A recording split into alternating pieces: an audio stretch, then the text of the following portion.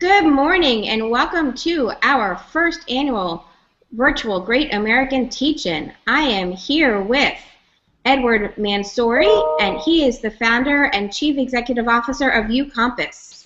He authored the Educational Learning Management System used by Florida Virtual School and Pasco eSchool since 2003.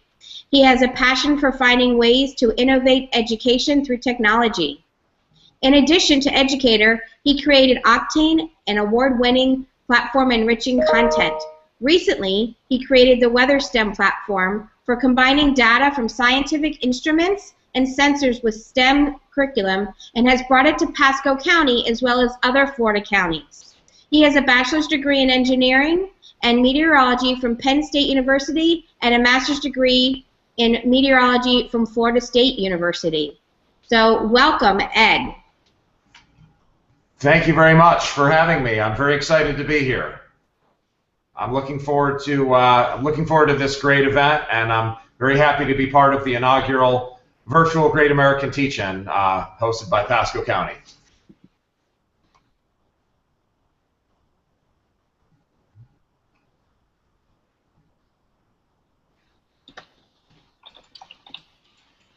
I'm very excited to be here. I am going to be talking about a new project that we have launched during the past year here in Florida. It's going to be coming to, if it isn't in your county now, it'll be there by the end of 2015, and it's a project called WeatherSTEM. I guess I'm going to just talk, and I've got my chat window open on the right. And whenever questions come up, they can be addressed to me, and I'll stop what I'm talking about and answer them. I'm going to share my screen during certain parts of our discussion today, and because I'm going to show you some of the things that we've built, along with WeatherSTEM. So I live, and our project is based in Tallahassee, which is up in Leon County, Florida, As Jan mentioned, our company was the developers of the software called Educator that's used by the Florida Virtual School. So my background, I've wanted to be a weatherman since I was 6 years old. That's just what my passion always was. If you ask people that knew me when I was a kid, they'd say, oh, that was the guy that was always into weather. So this WeatherSTEM project that I'm going to be talking about is, for me, it's really cool because it lets me combine the career that I've had for the last 15 years building educational software with what my lifelong passion for weather has been. And the goal is to, I think, STEM is an acronym that stands for science, technology, engineering, and math. And I think weather is an excellent opportunity to teach STEM, because you can take any weather situation, rain, thunderstorms, fog, hail, snow, you name it, and you can find all sorts of interesting things to break it down into discussions about math and physics and chemistry and a number of different technologies. There's a lot of computer science and programming and engineering and weather. I think you'd be hard-pressed to find a field where STEM is more important to have an understanding of than meteorology, than weather. Okay. So anyway, let me see if I can go ahead and share my screen with all of you. So let me just make sure that I've got a few different monitors, and when I share my screen, I've got to make sure that I'm sharing the right screen. Okay, let's try this here. Screen share, I will, sorry here. There we go. Almost there.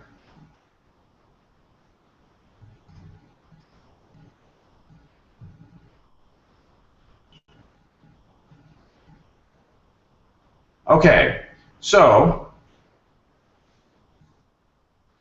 what we're doing is by the end of 2015, as I mentioned, you'll be able to go to the name of any county in Florida, .weatherstem.com. So for instance, I can go to leon.weatherstem.com and I'll see this map show up that is a map of the county. And everywhere I see one of these icons on the map, that's actually a school in Leon County where we've installed what I'm going to be introducing you today, which is called a WeatherSTEM unit, a weather station. Okay, and then you can go to like madison.weatherstem.com, and that would be the system that we've installed in Madison County.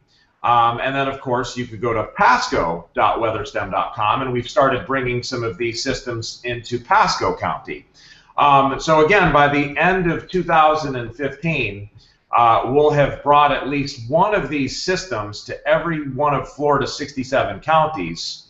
And what we're doing as part of this project that I'm pretty excited about is we're endeavoring to build what will be a course that you'll be able to hopefully, and of course there's some politics to trudge through before we get to this point, but hopefully if we execute our plan, people will be able to take a course in weather and climate for a high school credit. Weather is, from my knowledge, there are a couple courses in the curriculum at the high school level that have certain sections on weather, like Earth Space Science, and some of the environmental science courses have some weather coverage. But the fact that you can't take a full course in weather and climate in a state that gets hit by hurricanes and tornadoes and has more lightning deaths, double the lightning deaths of all the other 49 states combined, and has situations like it's 20 degrees up here in Tallahassee this morning. It was same time it was down in the 70s. In a state where weather is so dramatically different and can be so severe, it just seems that it makes sense that we should offer a little bit more of an in-depth exposure for students to the topic of weather. Okay, so anyway, I'm going to first, starting off here in Leon County, when you go to this site, the system will automatically detect where you are. And it's pretty cool. It'll actually try to calculate exactly what the conditions are at the precise spot where you're located. Okay, and it'll, over here on the left, it shows you how far away you are, because obviously it has what we call geolocation capabilities in it. It shows you how far away you are from the different schools where we have these weather stations set up across the county. Okay, so then what we've also done is when you click on one of these icons, it opens it up, and this lets me see in real time what the weather conditions are at the particular school that I clicked on. Now, one of the things that's pretty cool is what we do is we put in addition to installing a weather station at the school, we also put a camera on the school roof, and we take a picture of the skies overhead. Now, unfortunately, this morning in Tallahassee, the skies are pretty boring. It's pretty much just clear skies everywhere across the county, so we're probably not going to have the most interesting skies. And if you click on the icon here in the upper right, that'll actually open it up so that you can see all the different cloud cameras. We call these cloud cameras. You can see all of them at the same time, which is pretty cool. So anyway, the word STEM, as you know, I'm sure, and if you don't, I'll explain it to you again. STEM is an acronym that stands for Science, Technology, Engineering, and Math. And also when we talk about WeatherSTEM, STEM has sort of another meaning too. It refers to like the stem of a plant, because in addition to wanting to get students excited about weather and climate, which are very fascinating subjects, we also want to get students interested in agriculture. So STEM refers to like the stem of a plant. So what we do at many of these schools, we also install certain sensors that measure different conditions in greenhouses or in gardens or growing areas. So for instance, here at this school, which is Lincoln High School, which is a really innovative public high school here in Tallahassee, we can see there's actually sensors that measure in real time right now. We can see the humidity and the temperature of the greenhouse. We also have a sensor that measures the carbon dioxide concentration. Then out in the garden, we have things that are measuring soil moisture at 2 different depths and soil temperature at 2 different depths. And you can sort of look at this and, kind of, make some interesting conclusions about, well, the air temperature outside now is 38, but the soil temperature is in the 50s. So obviously, soil is doing a good job conducting and retaining some heat here. Okay. We also have sensors that measure things like solar radiation. When you click on this little magnifying glass, that actually opens up a map of the school. Okay, someone asked a question. Mrs. Wallace asked, I noticed there is a link for a weather report when I grade final exams for my class.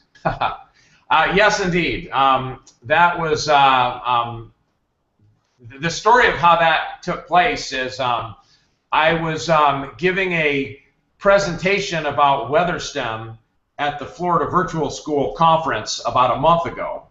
And obviously there were teachers there that were expecting to, talk about Educator, our learning management system. So I came up with that idea to sort of tie the two together. So I relatively quickly wrote an app that figures out, obviously exactly where the student was when they took the test based on their IP address.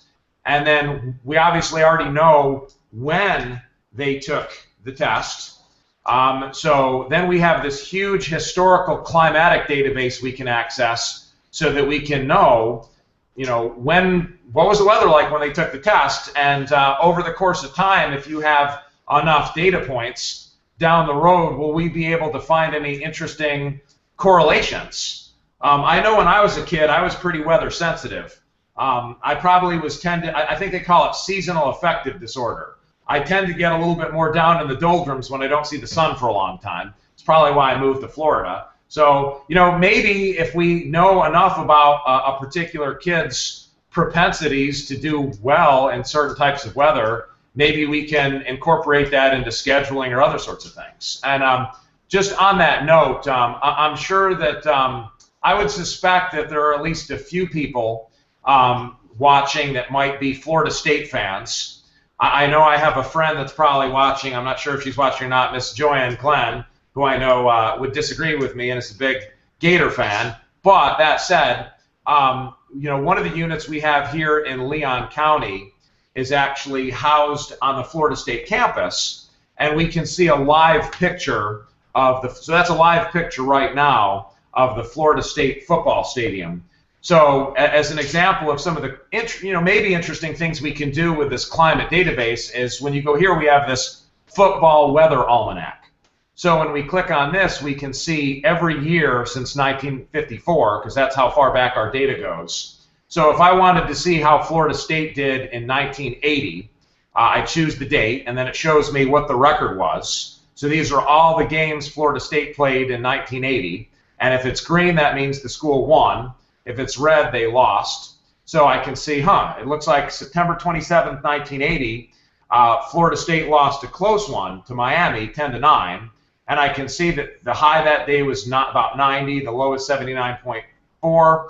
I can click on this and I can see the full day weather report for every day throughout the day, hour by hour. So kind of a neat feature. We even expanded that, some of the other fun stuff that we're doing.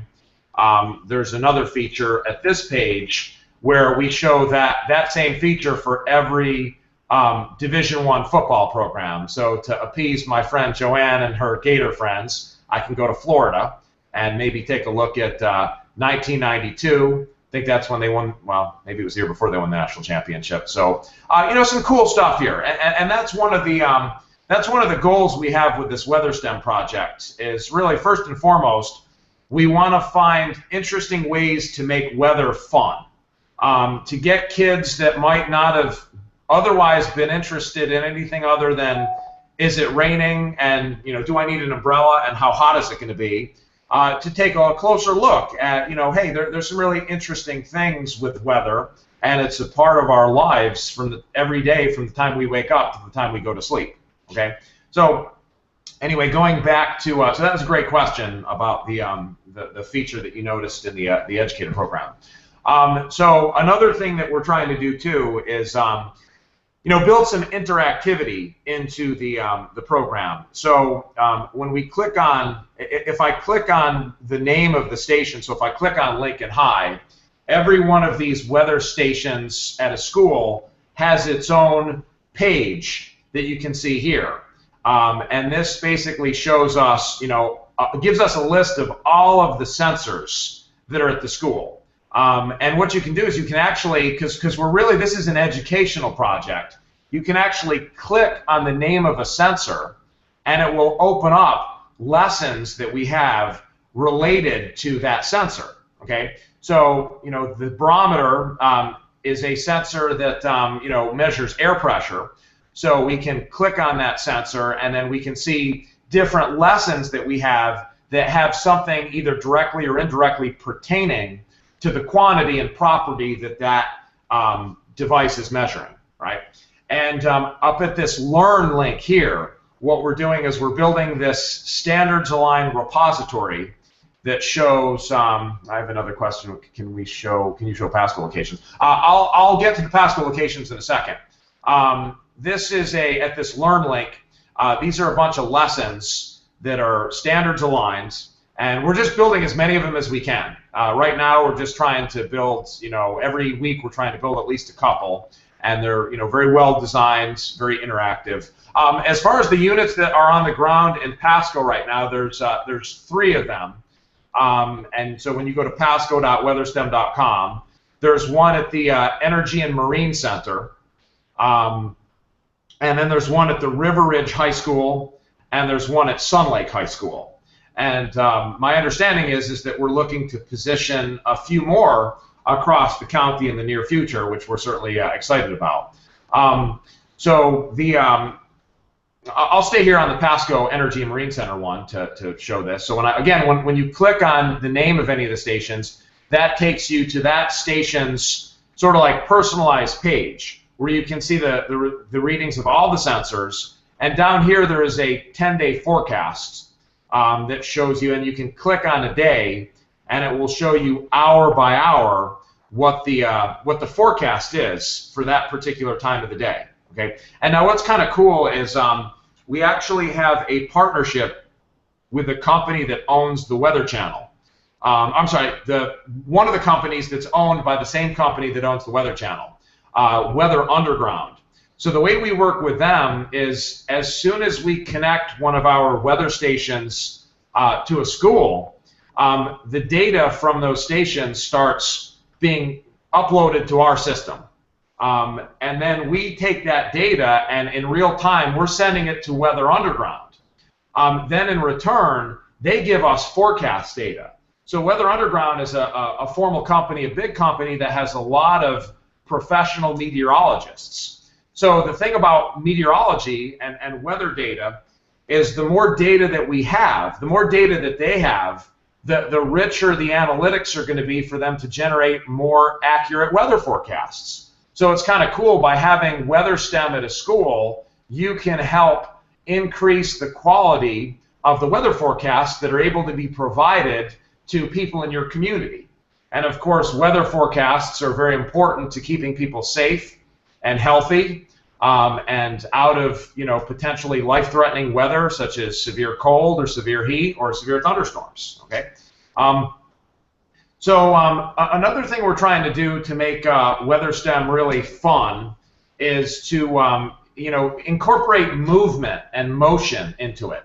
So what we do is when we put a WeatherSTEM station at your school, again, as I said, the weather station uploads weather data to us every minute. And then also that we put a camera on the school or on the building. And every minute, the camera takes a picture. And at the end of the day, we take all the pictures that were uploaded to us throughout the course of that day, and we create what we call this sky movie. Okay? So this that you're seeing here is the sky movie from over the Energy and Marine Center in Pasco County throughout the day yesterday. And as the movie plays, it shows you on this table minute by minute what the atmospheric conditions were, and it also shows that to you graphically. So it's kind of interesting because, and then we can take the playhead of the movie and we can go back in time, okay, and stop it. So we can see obviously here that the blue is humidity. So as we see, throughout the day, the humidity dropped so that by 9:17 it was at its minimum, and then it slowly started creeping up again, okay? Okay, it seems like someone made a comment that there's no video showing, and I don't know if that's something that is a function of the Google Hangout is not showing the video. Let me try it again. Okay, open this up. Can anyone on the chat thing here tell me now if they can see the video? Oops. And we're looking at all of the. Well, I see what's going on. I'm sorry. I'm sharing the wrong screen. I apologize. That's okay. And while Ed switches to the correct screen, anybody who is watching our presentation, please send us questions to 813-330-0176 with your name. Let me try to just share the appropriate screen here. Screen share. Let's see here. Share. Okay, so let me go to Pasco. Okay, so let's try this again.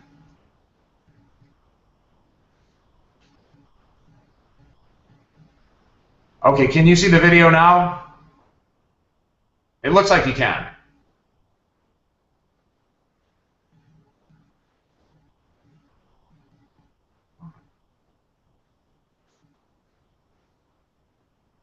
Can anyone in the chat text maybe let me know if you can see that video?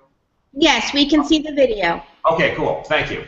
All right. So anyway, this is we think kind of a cool feature that helps students make an interrelationship between the data that's being collected around them by these scientific devices and what the corresponding world around them looks like. Okay, so obviously it's kind of interesting also because as the day unfolds, you can actually see the direction that the clouds are moving sort of shift. Okay, and you can even see like at different layers of the sky, clouds are moving in different directions. So then another cool thing that we do is so when you go up here to this link called Sky Movies, so we take all of the WeatherSTEM units that we've installed across the state. And every night we take all of the videos that are created and we upload them, and we have this feature we sort of call the WeatherSTEM Academy Awards, because people can then go and vote for which movie they thought was the coolest. So I'm going to go ahead, because I just watched the EMC, I'm going to vote for the EMC as the coolest movie from yesterday. Okay, so now that I voted for that, tonight at midnight, the Sky movie that has the most votes across the state will automatically be posted to the WeatherSTEM Facebook page, okay? Where we also have a number of other cool things that we post throughout the day. So, for instance, yesterday, the Sky movie of the day was the movie that was created in Cherry Lake, which is in north central rural Madison County on a lake up there. So that's as we expand the project and as we bring it to more counties, we're excited as to all the different variety that we'll have in seeing the story that the sky has to tell during the day. Okay. So anyway, let me go back here. Getting to let's talk about some educational stuff here. One of the goals we have for WeatherSTEM, in addition to wanting to introduce kids to weather and climate, and obviously I'm biased because those are topics that are really interesting to me, but we also want to find opportunities to introduce students to the concept of, quote, big data. Now, we feel that as time goes on, there are going to be more and more jobs open to people that understand how to extract patterns from huge amounts of data. And I think just as a little bit of an example of this, I think you can think of any industry. So just as an example, you now see coming out of the market things like washing machines and dryers that are connected to the internet. So you could offer, if you're a washing machine manufacturer, you could offer your customers a service where they get an email before their washing machine is about to break. All right. So when you think about how you could provide a service like that, you have to have engineers and people that know how to work with really, really large amounts of data. And weather is big data. So if you think about what we're doing here, every minute we're taking pictures and data and uploading them to some system somewhere. And that is a great opportunity to introduce students in a friendly way how to access and mine patterns from big data. So at any of these WeatherSTEM systems, you can go to this data link. So I'm here in Pasco County. So then it'll give me this drop down that says select station for data mining. So I'm going to go ahead and choose the Pasco EMC. And when I do that, it will show me a list of all of the sensors that are attached to this weather station. So, and the taxonomy is I have the name of the sensor, so like for instance the anemometer, and then it tells me the property that that sensor measures. So the anemometer measures wind speed, and then these are the units of measurement that are being displayed, which are miles per hour, and then this is the current reading. So just as an experiment, let's suppose that I'm a science teacher and I want to have a conversation with my students about the interesting interrelationship between solar radiation. Okay, so I click on the solar radiation sensor, and then also humidity, and maybe some sort of agricultural variable like soil temperature. Okay, so let's take a look at the interrelationship between those properties. So then down here in this time chooser, this lets me select a temporal period. So in other words, a time period. So I'm going to just go ahead and look at the month of October. So I'm going to say October 1st to October 31st. All right. Then I can specify how I want to view that data. And obviously, one of the more interesting ways to view it is as a chart. So I click the chart button, and then within a couple of seconds, it's going to create for me this graph that is this multivariate analysis that lets me see the interrelationship between those three quantities. And I have this key that shows me, so the gold plot is the hygrometer, which is humidity, okay, in units of percentage. The blue is soil temperature in units of degrees Fahrenheit, and the red is solar radiation in units of watts per meter squared. And then down here on my x-axis is my time interval. So you can obviously see that all three of these quantities have some diurnal cycles to them. Okay, so like obviously solar radiation is 0 at night, but then spikes up. So it's just sort of interesting. And then the graph, sort of like a Google Maps thing, you can zoom in on it and drag it and, zoom in, zoom out. And if you were to, what's also cool is if you click, if you mouse over a specific time interval. So for instance, right now I'm moused over October 11th at 9:20 a.m. The humidity was 85%. If I click on that data point, it lets me see what did the sky look like at that point in time, what did the radar look like, what did the satellite picture look like, and this funny looking chart here is a chart called a skew T diagram, which actually is weather balloon data that lets me see. I don't know if this is being shared on my screen. Actually, it doesn't look like this is being shared. So let me, I wish this Google Hangouts had a way to just share all browsers. It's kind of annoying that it only shares one window at a time. But anyway, so let me see if I can share that with you so that you can see what I'm talking about. So go to screen share. Come on. Screen share. Okay, this. All right. So this is what I was talking about. So I clicked on that data point on the graph, and then it opened up for me at exactly the time I clicked on. This is what the sky looked like. on October 11th at 9:20. And then this is what the radar looked like. Obviously, it was a fairly clear morning. Satellite picture. And this chart here that I was referring to earlier, this is a weather balloon chart. So this finds the weather station that had the most recent, most nearby weather balloon launch, which would have been Tampa Airport. And the white line on the right is temperature, and the white line on the left is dew point temperature. So the closer those two lines are together, the higher the humidity.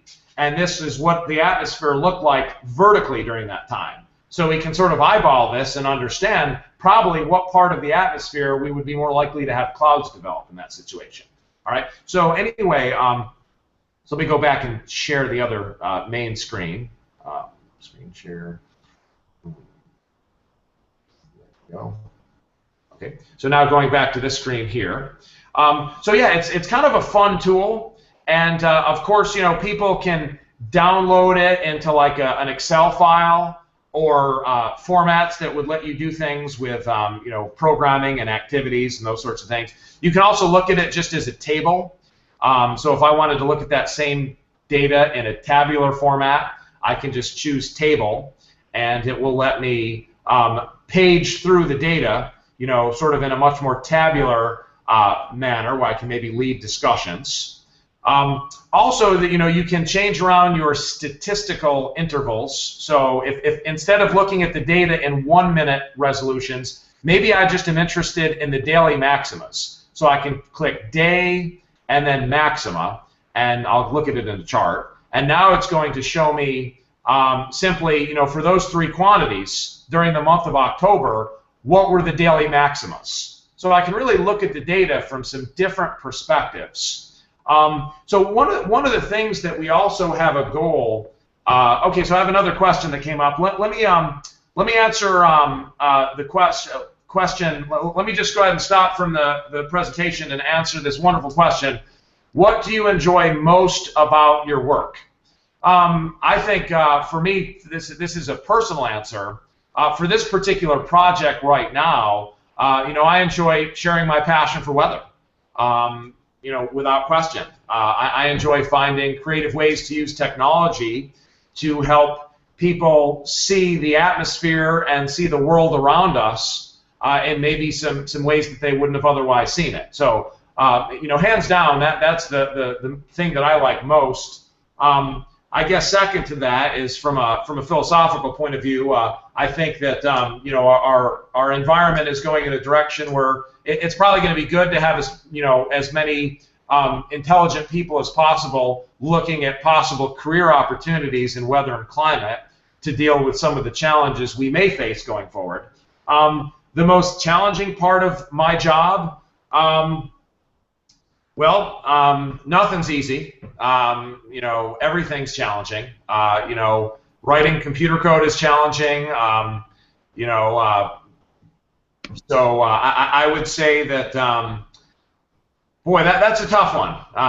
Most challenging part of my job is probably just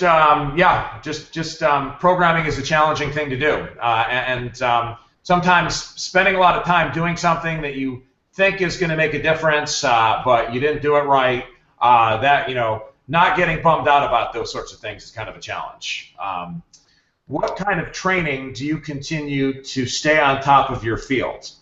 So that's sort of a you know, two parts to that question, because I guess the field that I'm in now is obviously computer programming and obviously meteorology, and I think you know, both of them require you to really have a mindset of keeping your sneakers on. You know, you always have to be up to date with the latest things that are changing. I read a lot of journals. For instance, on my desk right now, I'm not sure if it's showing on the screen, is if I you know, go back and share my screen here with I've got the Journal of the American Meteorological Society.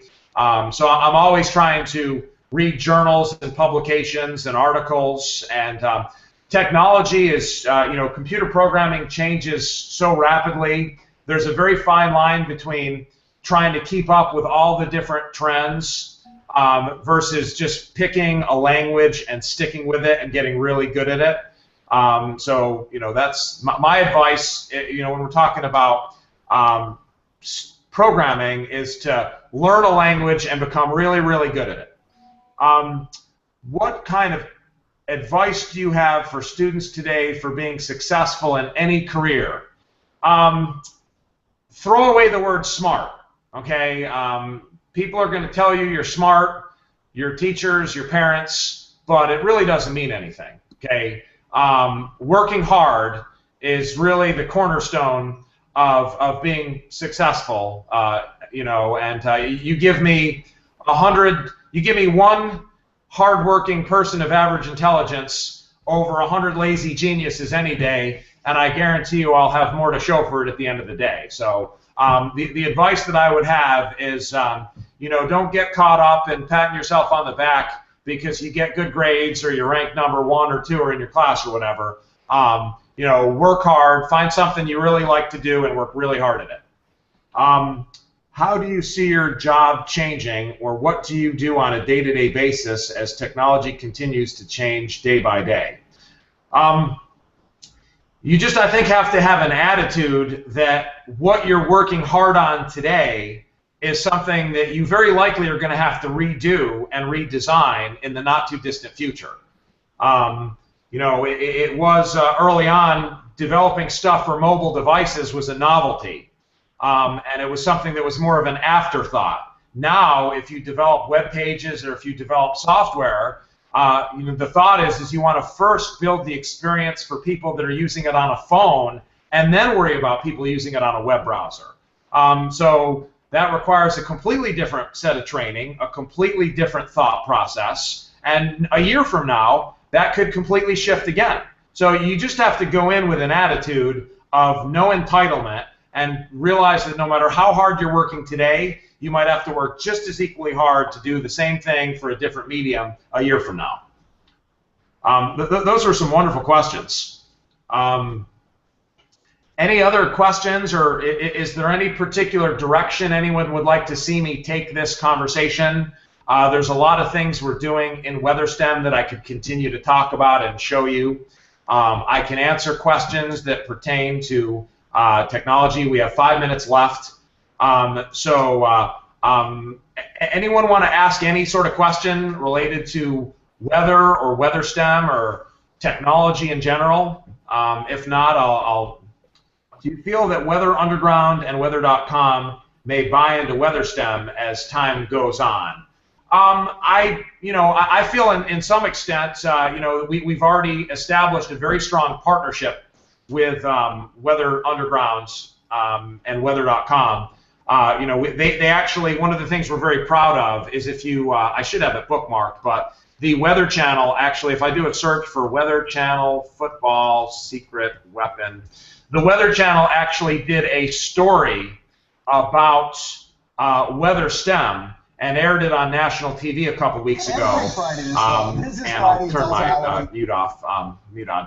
They basically did a story about how WeatherSTEM is being used in certain schools to help the athletic program, stay aware of, dangerous weather conditions or, dangerous lightning or heat or those sorts of things. So, I think in some extent they've already sort of, in some extent, bought into the idea of WeatherSTEM. They're helping us promote it on a national basis. There's my 15 minutes of fame there. Yours truly, working with one of the custom weather stations that we built. So again, I think that once again, it doesn't seem like I was sharing my screen during all that. So I think in some senses they've already sort of bought into it, but nothing formal. We're just too busy having fun. Making sure that this is something that reaches all counties in Florida and can be something that engages students in science and technology. Great question. Next question. Please keep them coming. These are great questions.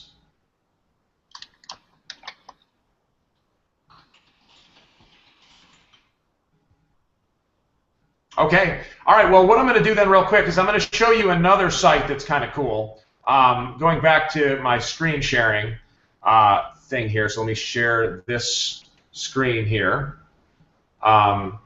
So when I go back to, I'm going to go to one of the sites we have in Madison County, Florida. Can you all see, is my screen updating? Do you see a new map now with icons on it? We sure do.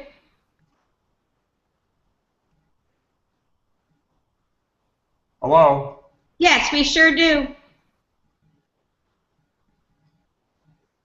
So anyway, I'm going to assume that since I'm not hearing anything, I'm going to assume, okay, good, perfect. So this is Madison County, Florida, which is in north central Florida. Interstate 10 runs right through it. So what we've done here is there are 5 public schools in this county where we've set up WeatherSTEM, and there are 5 farms. So each place where you see one of these little tractor icons is a farm where we've installed the same kind of weather station that we're installing at these schools, okay? So what we're doing is we're creating partnerships between the schools and the farms. So each school is being partnered with a farm, and the kids at the school are being trained in how to be meteorologists for the farmers. So they, on a day-to-day basis, will analyze the weather trends, the current up-to-the-minute weather, and the forecast weather conditions. And they will compile that report and share it with the farmers in an effort to help them use weather and climate data to make decisions that may be very impactful and important to their livelihood and the community. Because so many communities, including Madison, agricultural is such a big and important part of the conversation. So that's something that we're hoping to do, you know, more as we go further into Florida during the course of the next year. Estrella wants to know what some of your duties are for your profession. Well, if you're talking about meteorology, if you're asking me about my profession as a meteorologist, I think the first and foremost duty is alerting the public of weather conditions that might be hazardous or dangerous. That by far and away is the most important job of a meteorologist, is to keep people like you safe so that you know if it's dangerous to go outside, if it's dangerous to drive, if it's dangerous to be on a boat or near the water. You know, other than that, meteorologists have a number of other duties. Obviously, for me, I've embraced the duty of being an educator and helping make people aware of the weather and climate and issues pertaining to them. Okay, so that's a very good question. I'm going to just show you in the last couple of moments. This is the site at Cherry Lake in Madison County is kind of cool, because what we've done there is we've actually put a camera underwater. So we actually have 3 cameras at this site. We have the cloud camera, we have the water level camera, which lets us see the water level of this lake, and then we actually have an underwater camera. So that murky picture is a picture of the water underneath that lake, and then what we can do is we can watch a movie of it, which is pretty cool. So we can watch a movie of the water underneath the lake, and you'll see different things come into view, like snakes and alligators and you know, occasionally water moccasins. So anyway, I've really enjoyed speaking to you today. Again, be on the lookout for WeatherSTEM to come to more schools in Pasco County, and also to, you know, all counties across Florida by the end of 2015. And we welcome your feedback and participation. Thank you so much. Really enjoyed speaking with you. And if there's any last question in the last second or two, please feel free and fire into the chat. Ed, thank you so much for taking the time out of your morning to join us. It has been truly an awesome presentation. I know personally that I learned a lot. I didn't know that WeatherSTEM did so many cool things, and hopefully maybe the district office could be another place that WeatherSTEM gets a home. We have one final question from Australia, and it is, what are the daily tasks that you are assigned as a meteorologist? Another very good question. As a meteorologist, you have to, depending on where you work, you'll typically, the first thing you do when you get into an office is look at the forecast models. Because oftentimes a meteorologist will be responsible for helping to create weather forecasts that are disseminated to the public. So there's a lot of different pieces of information that meteorologists look at in creating a weather forecast. Now, if you've ever watched a weatherman or weatherwoman on TV, you'll often hear them refer to the, quote, models. And those are computer programs that basically spit out maps that help weathermen predict what the weather's going to be. So one of the first things weathermen do when they get into work is they look at those maps that were created by these forecast models, and they try to apply their own knowledge of those models and their own knowledge of meteorology to evolve and customize and hopefully make those forecasts even more accurate than technology was able to assist them with.